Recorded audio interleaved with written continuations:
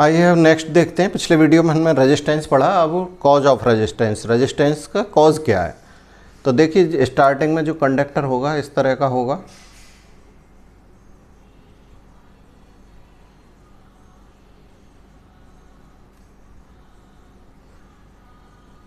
इसमें electrons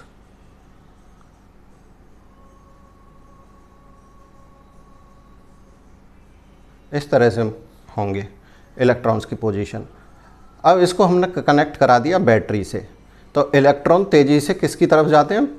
positive charge की तरफ। पॉजिटिव चार्ज की तरफ जाना शुरू कर देंगे, और तो यहाँ पर जो है क्या हो जाएगी, ये कंजेस्टेड हो जाएगा, ये वाला एरिया कंजेस्टेड हो जाएगा, तो यहाँ इलेक्ट्रॉन्स को निकलने में टाइम लग सकता है। टाइम लग सकता है तो ड्यू टू कंजेस्टेड एरिया यहाँ क्या हो जाएगा, करंट फ्लो होना, क्योंकि इलेक्ट्रॉन जितने ज़्यादा फ्लो होंगे करंट उतना ही ज़्यादा होगा, तो करंट कुछ कम हो जाएगा। कम हो जाएगा तो क्या हो जाएगा, यानी रेजिस्टेंस आ गया यहाँ। तो when a conductor is connected with a battery, collision start between electron electron atom and electron ion, due to which electron take more time to reach its destination, so the current in the circuit get reduced and hence resistance of the circuit come into play। तो इस time यहाँ क्या आ जाएगा, resistance आ जाएगा। तो Q equals to, जानते ही हो क्या होता है, आई टी। तो time equals to Q upon I, या I equals to Q upon T। तो अगर T ज़्यादा होगा तो करंट क्या होगा, कम होगा, यानी टाइम ज़्यादा लग रहा है इलेक्ट्रॉन्स के फ्लो होने में, यहाँ से निकलने में, तो क्या होगा, करंट कम होगा।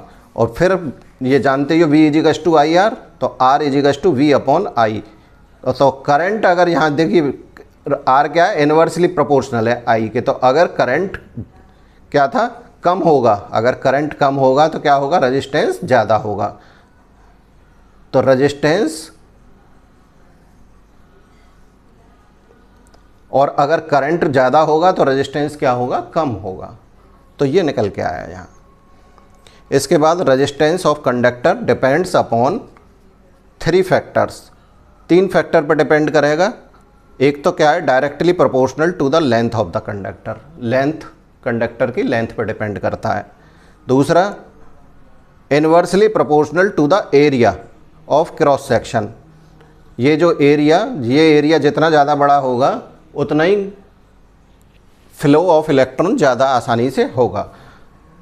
तो एरिया पे डिपेंड करेगा, किसके, inversely proportional to area. Nature of material पे डिपेंड करेगा।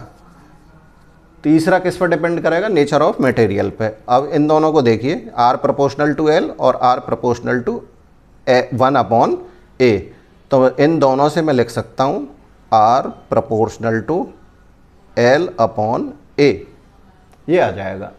और जब हम प्रोपोर्शनल साइन हटाएंगे तो R equals to rho L upon A, ये साइन है रो का, रो, इसी को कहते हैं रजिस्टिविटी, जैसे आगे वो डिफाइन करेंगे। तो यहाँ से रो की वैल्यू कितनी निकल के आई, rho equals to R A upon L, ये निकल के आया, rho equal to R A upon L.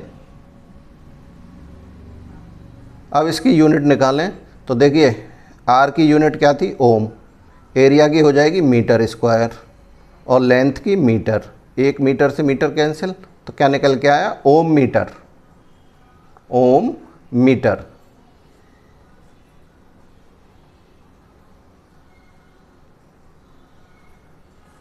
तो इस रो की यूनिट क्या होगी, ओम मीटर होगी। तो ये था हमारा कॉज ऑफ रेजिस्टेंस। क्या होता है, कॉज ऑफ रेजिस्टेंस होता है कि ये कंडक्टर था, जब इस कंडक्टर में इलेक्ट्रॉन, ये जो थे इलेक्ट्रॉन्स की पोजीशन थी इस तरह की, और जब हमने इसको बैटरी से कनेक्ट किया तो ये तेज़ी से किसकी तरफ जाने लग जाएंगे, पॉजिटिव चार्ज की तरफ जाने लग जाएंगे। और यहाँ पर एक क्या हो जाएगा, क्राउड इकट्ठी हो जाएगी। क्राउड हो जाएगी तो यहाँ से निकलने में टाइम लगेगा। तो when conductor is connected with battery collision started between electron atoms and electron ion due to which electron take more time to reach its destination. तो टाइम ज़्यादा लगेगा, so current in the circuit get reduced, तो current क्या हो जाएगा, कम हो जाएगा। Hence resistance of the circuit come into play, और इस केस में क्या आ जाएगा, रेजिस्टेंस आ जाएगा, क्योंकि हम जानते हैं Q इजिकल्स टू क्या होता है आई टी, तो T इजिकल्स टू क्या है Q अपॉन आई, या I equals to Q upon T। तो टाइम ज़्यादा होगा तो करंट क्या होगा, कम होगा, और टाइम कम होगा तो करंट ज़्यादा होगा, क्योंकि टाइम और करंट क्या है, इन्वर्सली प्रोपोर्शनल। इसी तरह से V equals to I R होता था ओम्स लॉ, तो यहाँ से R equals to V upon I. अब करंट अगर हमारा कम होगा तो रेजिस्टेंस ज़्यादा होगा, या करंट कम ज़्यादा होगा तो क्या होगा, रेजिस्टेंस कम होगा, क्योंकि ये भी क्या है, इन्वर्सली। रेजिस्टेंस किन फैक्टर पर डिपेंड करता है, resistance directly proportional to length of conductor एक तो, फिर directly proportional inversely proportional to area of cross sectional area of conductor, और नेचर ऑफ मटेरियल तीसरा। इन दोनों से, ये इसके प्रोपोर्शनल, इसके इन्वर्सली प्रोपोर्शनल, तो हम लिख सकते हैं R proportional to L upon A। तो R इजिकल्स टू प्रोपोर्शनल हटाया तो ये रो, ये साइन होता है रो का, जैसे रजिस्टिविटी कहते हैं, और R equals to RA upon L। तो ये आ गया ohm metre square upon metre, area का मीटर स्क्वायर, L का मीटर। तो ओम मीटर इसकी क्या आ जाएगी, यूनिट आ जाएगी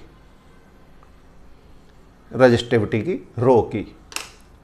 नेक्स्ट वीडियो में करेंगे रजिस्टिविटी के बारे में क्या पढ़ेंगे।